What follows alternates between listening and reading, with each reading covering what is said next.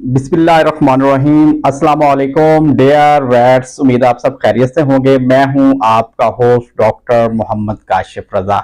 आज वेट्स मैं आपके साथ एक गोट्स की डिजीज जो है वो आपके साथ शेयर करने वाला हूं। तो सबसे पहले वीडियो को स्टार्ट करने से पहले मैं आपको ये जो केस मेरे पास आया था उसकी वीडियो पहले मैं आपको दिखाता हूं, फिर इस पे डिस्कस करते हैं। तो वीडियो चलते चले जी, वीडियो देखते हैं। अस्सलाम वालेकुम वैट्स, ये एक केस है पैम का, तो सोचा आपके साथ शेयर कर दूं। ये देखें, स्टार गेजिंग की इसकी कंडीशन है जानवर की। इसने देखे गर्दन बिल्कुल ऊपर की हुई आसमान की तरफ, ऐसे जैसे वो तारे गिन रहा हो। और जब फार्मर से मैंने पूछा तो वो बता रहे थे कि ये गोल चक्कर भी लगाता है। अगर मैं आपको दिखाता चलूँ इसकी आँखें, तो आँखों की अगर पोजीशन देखें, आँखें इसकी देखें तो ये बिल्कुल स्टिफ हुई पड़ी हैं। और इसके अलावा इसका खाना पीना तो कुछ बेहतर है। तो ये है पैम पॉलीइंसफेलोमलेशिया।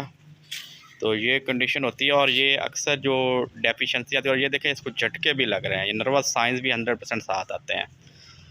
तो आपसे ये डिस्कस करनी थी इस बारे में।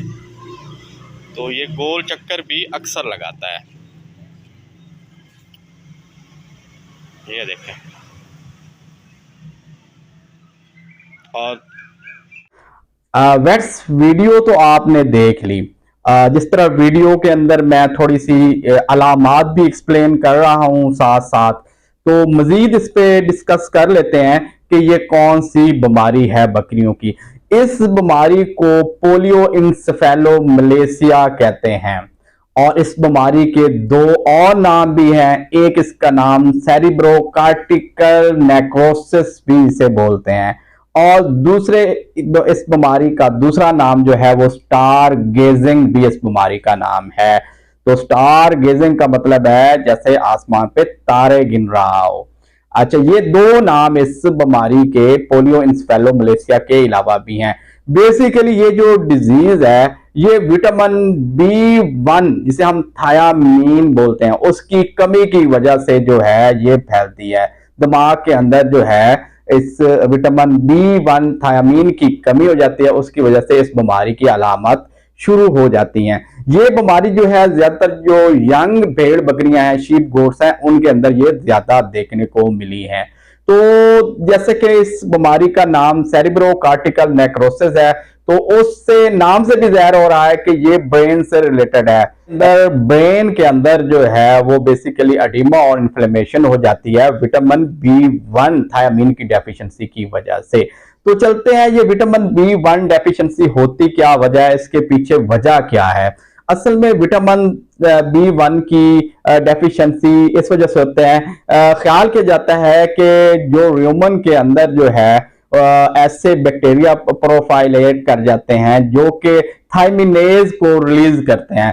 थायमिनेज जो है वो बेसिकली थायामीन को जो है वो उसको ब्रेक डाउन कर देता है, जिसकी वजह से जो दिमाग तक थायामीन विटामिन B1 की जो रसाई नहीं हो पाती, इसकी वजह से डेफिशिएंसी हो जाती है। और दूसरी इसकी वजह ये ख्याल किया जाता है कि जो सल्फर रिच जमीनें हैं, जिस जमीन के अंदर या जिस क्रॉप के अंदर या जिस पानी के अंदर सल्फर की मिकदार ज्यादा होती है, तो उस जब वो सल्फर जानवर के अंदर भेड़ बकरी के अंदर जाती है किसी भी सोर्स के थ्रू, चाहे वो क्रॉप के थ्रू जा रही है चाहे वो पानी के थ्रू जा रही है, तो वो सल्फर जो है जब अंदर जाती है वो सल्फर टॉक्सिसिटी हो जाती है, जिसकी वजह से ये पोलियो इंसेफेलोमलेशिया का काज बनती है। तो ये दो वजूहात हैं, एक हो गई विटामिन B1 थायमीन की डेफिशिएंसी और दूसरा सल्फर टॉक्सिसिटी।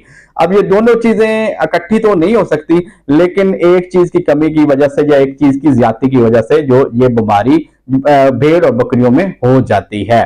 तो ये जो केस मेरे पास आया था, बकरे का केस था, जब मैंने किसान भाई से पूछा कि इसको आप दाने वगैरह तो नहीं खिलाते, तो उन्होंने मुझे बताया कि ये लगातार जो है अपने बकरे को दाने खिला रहे हैं। तो मुझे वहां पर कंफर्म हो गया कि दाने जो है वो एसिडोसिस का काज बनते हैं, और एसिडोसिस जो है वो एक बेस्ट इन्वायरमेंट है थायमिनेज प्रोड्यूसिंग बैक्टीरिया के लिए। तो थायमिनेज प्रोड्यूसिंग बैक्टीरिया जो है ह्यूमन के अंदर अपने आप को सम अप करते हैं। तो सम अप करने की वजह से जो वो थायमिनेज रिलीज करते हैं, और थायमिनेज जब रिलीज होता है तो वो थायमीन को ब्रेक डाउन करके उसकी डेफिशिएंसी कर देता है। तो मुझे यहाँ पर कंफर्म हो गया कि ये सल्फर टॉक्सिसिटी की वजह से पोलियो एन्सेफेलोमलेसिया नहीं हुआ, बल्कि विटामिन B1 थायमीन की डेफिशिएंसी की वजह से इस बकरे के अंदर जो है वो ये बीमारी आई। तो आपने अलामतें तो देख ली, मजीद अलामतें भी थोड़ी सी भी चलता है क्योंकि ये स्टार्ट में था। ये देखे सबसे मोस्ट इंपोर्टेंट चीज अलामतों में थी कि उसने बकरे ने मुंह आसमान की तरफ किया होता है, जिसे हम स्टार गेजिंग पोजीशन कहते हैं। ये इसकी मेन अलामत होती है। और दूसरी उसके अलावा उसमें फिट्स झटके लग रहे थे। और तीसरी जो उसकी अलामत, उसमें इनकोऑर्डिनेशन थी, उसे कोई पता नहीं मैं कहां जा रहा हूं कहां नहीं जा रहा।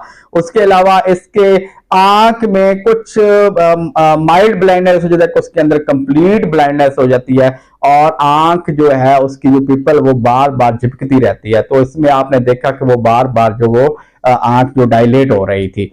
तो ये इसकी मेन अलामतों में शामिल है। और उसके अलावा सर्कलिंग भी इसके अंदर जो है वो करता है। बकरा जो है, बकरा या बकरी शीप जो है वो सर्कलिंग भी करता है। तो बकरे के अंदर ये तमाम अलामतें तकरीबन ही मौजूद थी। तो ये तमाम अलामतें इस चीज की गवाही देती हैं कि ये जो है पोलियो एन्सेफेलोमलेसिया का पेशेंट था ये बकरा। अच्छा, अब इसको हम एक बीमारी जो हमारे फील्ड के अंदर भेड़ बकरियों के अंदर बहुत ज्यादा होती है, जिसे हम लिस्टीरियोसिस का नाम देते हैं। तो लिस्टीरियोसिस से इसको कैसे डिफरेंशिएट करेंगे? लिस्टीरियोसिस बेसिकली आपको पता है एक बैक्टीरियल इन्फेक्शन है। तो लिस्टीरियोसिस के अंदर ये होता है कि उसके अंदर भी जानवर सर्कलिंग करता है, उसको भी हम सर्कलिंग डिजीज बोल देते हैं। लेकिन आपको बेसिक मैं एक फर्क बता देता हूं कि लिस्टीरियोसिस के अंदर जब आंख के अंदर ब्लाइंडनेस हो जाती है तो आंख के अंदर जो है वो पस पड़ जाती है। लेकिन जो ये पोलियो एन्सेफेलोमलेसिया के अंदर आंख के अंदर ब्लाइंडनेस तो हो जाती है, लेकिन उसमें पस नहीं पड़ती। तो ये इसमें थोड़ा सा डिफरेंशियल पॉइंट था इसके अंदर। तो अब चलते हैं मैंने इसका ट्रीटमेंट क्या किया, क्योंकि मुझे कंफर्म हो गया था कि विटामिन B1 की डेफिशिएंसी है। तो फौरन इसी मैंने विटामिन B1 जो है, थायामीन जो है, वो इसको आईवी किया। दूसरा, क्योंकि इन्फ्लेमेशन का इशू था, नेक्रोसिस का इशू था, तो डेक्सामेथासोन जो है इसको मैंने दिया। और तीसरा, इसके अंदर झटके क्योंकि लग रहे थे, तो झटके लगने की वजह से उसको मैंने जो फिनोबार्बिटोन जो है टेबलेट, या एबट कंपनी की ह्यूमन साइट पे मिलती है, ये एक टेबलेट मैंने डेली रिकमेंड की इसकी। तो इसके अलावा एक सिरप है वायोफॉस बी के नाम से, इसके अंदर मुख्तलिफ किस्म के ग्लाइसरेट्स हैं। तो ये मैंने रिकमेंड किया, उसको 10 सीसी सुबह पिलाएं और 10 सीसी शाम को पिलाएं। तो एक दिन पिलाने के बाद आगे मैं आपको वीडियो बताता हूँ। ये दूसरे दिन की वीडियो थी, तो आप वीडियो देखें इसको कितना फर्क पड़ गया है। क्या है कि अब ये थोड़ी सी जो है अपना गर्दन एक साइड पर रखता है, क्योंकि नर्वस साइंस अभी भी हैं। जैसे कि आपको बताया कि इसमें नेक्रोसिस हो जाती है जो ब्रेन की। तो अभी ये काफ़ी इम्प्रूव है। अच्छा दोस्तों, आपने वीडियो देख ली, उसमें आपने देखा कि उसके सर्कलिंग के अंदर वो भी फर्क पड़ गया, और स्टार गेजिंग वाली पोजीशन जो है वो भी कम हो गई। तो दूसरे दिन भी मैंने यही ट्रीटमेंट जारी रखी। अब आप तीसरे दिन की वीडियो देखिए आगे जाके। वही पोलियो एन्सेफेलोमलेसिया का पेशेंट है बकरा। तो इसकी 2 दिन ट्रीटमेंट रही है। अब आप ये देखें कि ये वो स्टार गेजिंग वाली जो सर ऊपर आसमान की तरफ करता था, वो अब ख़त्म कर गया है। लेकिन इसको अभी तक फिट्स पड़ रहे हैं, तो वो भी इंशाल्लाह टाइम के साथ साथ ना वो भी बेहतर हो जाएंगे। तो अब ये गोल चक्कर लेना भी तकरीबन बंद कर गया है, और जो प्यूपल ऑफ आई है वो भी अब जो है वो बंद होना शुरू हो गई है। तो काफ़ी सारी इम्प्रूवमेंट है इसके अंदर। तो मज़ीद भी इसको ट्रीटमेंट की अब ज़रूरत है। तो इंशाल्लाह इसका ट्रीटमेंट जारी रखते हैं, फिर आपको इसके बारे में आगाही देते हैं। वैक्स आपने तीसरे दिन की वीडियो भी देख ली। अब इसमें आप देख रहे हैं कि बकरे की जो है वो सर्कलिंग भी खत्म हो गई है, और उसके अलावा उसके अंदर वो स्टार गेजिंग वाली पोजीशन वो भी खत्म हो गई है। और अब थोड़ा सा उसके अंदर इनकोऑर्डिनेशन का मसला है, वो भी मजीद इंशाल्लाह हम 3 से 5 दिन उसकी ट्रीटमेंट मजीद जारी रखेंगे। तो इंशाल्लाह जो है ये बकरा इंशाल्लाह मुकम्मल तौर पर ठीक हो जाएगा। तो दोस्तों ये था पोलियो इन्सेफेलोमलेसिया। अगर आपके फील्ड के अंदर आए तो आप इसका फौरन ये इलाज करें, इंशाल्लाह आपको इसके अंदर कामयाबी हासिल होगी। तो दोस्तों स्पेशल थैंक्स टू दोज वेट्स जो मेरे एंड पैरावेट्स जो मेरे चैनल को जो सब्सक्राइब कर रहे हैं और लाइक कर रहे हैं, शेयर कर रहे हैं, और स्पेशल मैं दोस्तों के मैसेज पढ़ता भी हूं तो नीचे रिप्लाई भी कर देता हूं। और जो दोस्त मुझे कहते हैं कि फलां टॉपिक पे वीडियो बना दे तो इंशाल्लाह मैं कोशिश भी करता हूं कि मैं उस पर वीडियो बना दूं। और जिन दोस्तों की वीडियो मैं नहीं बना पाया उनसे मैं माजरत खा हूं। इंशाल्लाह मैं फ्यूचर में उन लोगों की ख्वाहिश के मुताबिक, उन लोगों की डिमांड के मुताबिक वीडियो बनाऊंगा। तो दुआओं में याद रखिएगा, मिलते हैं नेक्स्ट वीडियो के अंदर। अल्लाह हाफिज।